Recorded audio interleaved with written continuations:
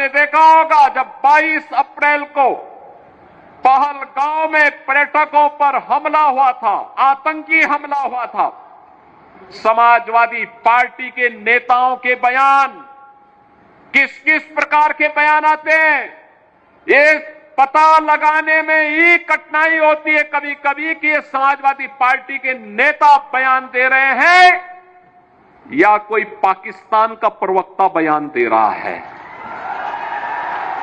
ये पता लगाने में ही कठिनाई हो जा रही है। आपने कल समाजवादी पार्टी के एक पदाधिकारी का मुंबई में दिया गया बयान देखा होगा। इससे पहले कानपुर का एक नौजवान अपने परिवार के साथ गया था पहलगांव, स्वर्गीय शुभम द्विवेदी की निर्मम हत्या कर दी गई। जब पत्रकारों ने समाजवादी पार्टी के अध्यक्ष से पूछा कि आप समाजवादी पार्टी आप वहां क्यों नहीं गए, तो उन्होंने कहा कि हमारी पार्टी का थोड़े था। कितना दुर्भाग्यपूर्ण और शर्मनाक बयान है। बहनों और भाइयों, देश की संवेदना होनी चाहिए अपने नागरिकों पर।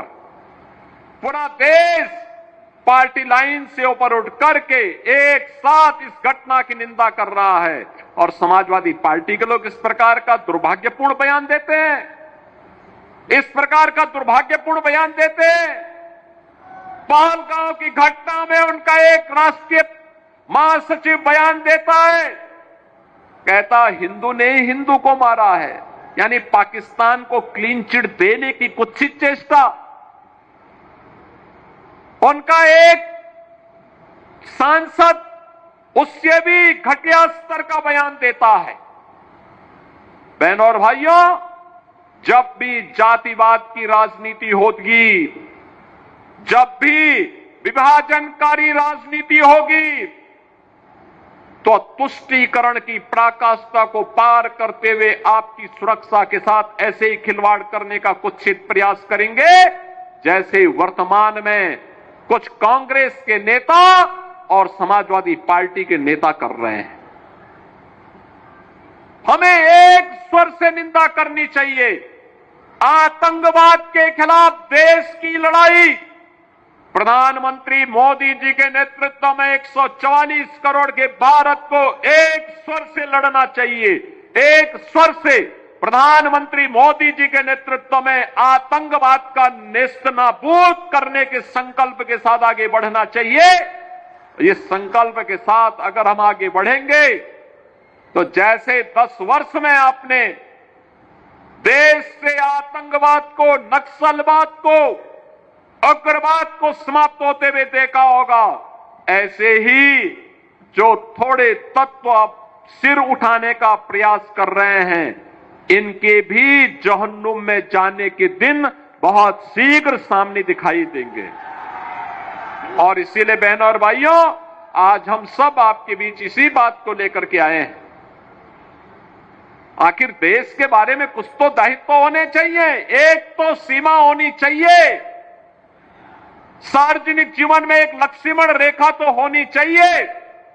जब राजनीतिक पूर्वाग्रहों से ऊपर उठ करके हम देश के बारे में सोचें, समाज के बारे में सोचें, जनता जनार्दन के बारे में सोचें, लेकिन उस संकुचित सोच के साथ कार्य करने वाले लोगों से उम्मीद नहीं की जा सकती। उनसे ये उम्मीद नहीं की जा सकती। उनके समय में विकास नहीं हुआ।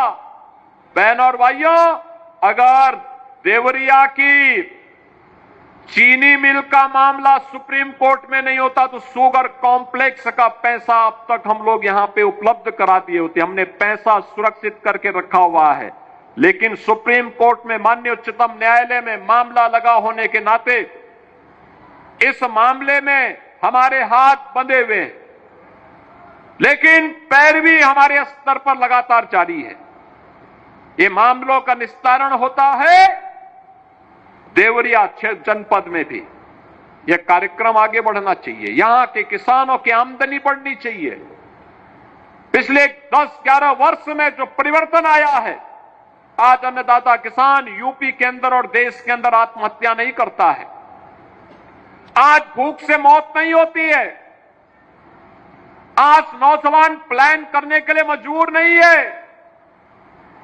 आज हरेक तबके के लिए सामाजिक सुरक्षा की गारंटी सरकार दे रही है। सरकार उसके साथ में, युवा के साथ में है, महिलाओं के साथ में है, बेटी और व्यापारी की सुरक्षा के लिए प्रतिबद्ध है और हर दंगाई, हर माफिया को उसी की भाषा में जवाब देकर के उसके सीने पर चढ़ करके जवाब देने के लिए तत्पर भी सरकार है। और इसीलिए बहनों और भाइयों, हमें अब विकास के बारे में सोचना है।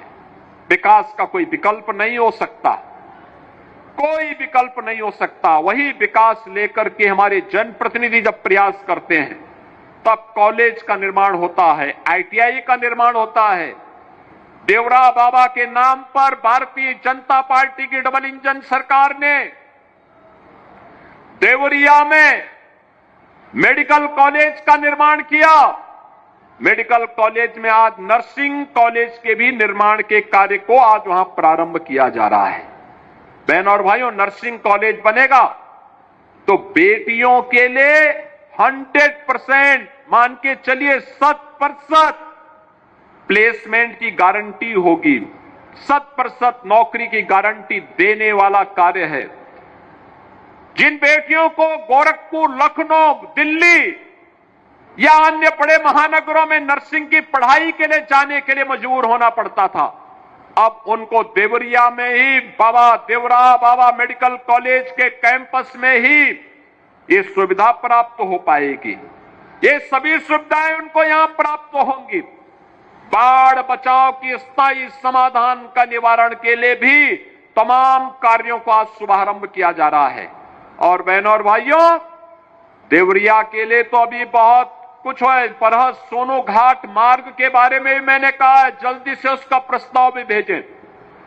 और यही नहीं, इनलैंड वाटरवे के लिए देवरिया के प्रभारी मंत्री के रूप में परिवहन मंत्री को इसलिए बनाया गया है, इन्हीं के विभाग को उस कार्य को करना है कि बलिया में जहां गंगा जी और सरयू जी मिलती है, गंगा जी की धारा के साथ वाराणसी और प्रयागराज के लिए इनलैंड वाटरवे की सुविधा दी गई है।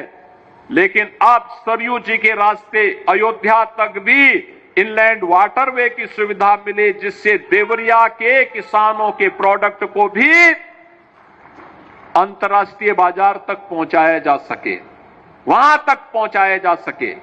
और उसी अभियान के क्रम को जितनी तेजी के साथ ये कार्य हो सकते हैं, इनलैंड वाटरवे अथॉरिटी का गठन किया जा चुका है। अभियान तेजी के साथ आगे बढ़ेंगे, बिना रुके बनेगा, बिना झुके रहेगा, बिना डिगे अपने मार्ग से डिगे। ये डबल इंजन की सरकार अपने कार्यक्रमों को लेकर के आगे बढ़ेगी और उसी कार्यक्रम के सिलसिले में मुझे आज देवरिया में फिर से आने का अवसर प्राप्त हुआ है।